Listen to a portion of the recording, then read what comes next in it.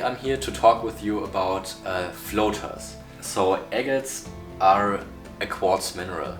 Agate itself is microcrystalline, but sometimes you have layers of crystalline quartz in combination with the microcrystalline quartz, which is agate. So sometimes you have agate which you have a druzy filling with, which has crystals, but sometimes on top of the druzy filling there's another layer of agate that at a later time was able to get into the cavity and form another layer on top of the druzy. So for example, here you can see in this Argentinian condor agate that it has agate layer, then it has a layer of smoky quartz even, then another layer of agate that came into the cavity, and then another layer of quartz on top again of this agate banding. And always when you have agate which is surrounded by any kind of quartz, be it clear quartz, smoky quartz or amethyst, then we are talking about a floater. So having smoky quartz is definitely on the rarer side of specimens, but this is a really beautiful example showing just this floater feature. Another really nice piece I have here is from Morocco. This one's just so perfect in symmetry. I really love the symmetric pieces in agates. It's got beautiful parallax all around it, but here you can see one layer of quartz, another tiny layer of agate, then quartz again, then agate filling in different layers, and then again a quartz druzy. So this is also a classic floater specimen, but just so beautiful. Now we are getting to the really high-end pieces. This is an agate from Agua Nueva location in Chihuahua, Mexico. Super large in size, which is not uncommon for the location. There have been found specimens that are like 3 times the size even of this one. But this is a beautiful sample of another floater feature, in this case white agate surrounded by quartz and colorful agate all around, also with some type of moss agate in the very rim area.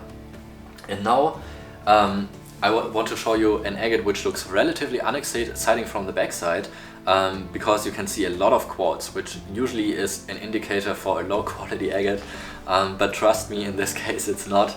You can see a little bit of broken agate over here on that size. This is a super old stock piece that I got from a famous US collector at the start of this year, and my mind was blown when I saw this piece. This is honestly one of the most spectacular floater agates that I have seen in any Laguna agates from Mexico, and it is just incredible because it is an absolutely flawless piece. The size is huge. This is 16 centimeters. This is 6¼ inches in size.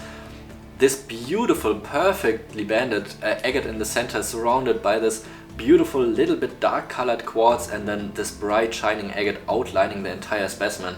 This is a spectacular museum quality agate in any case, but one of the most beautiful floater agates I have.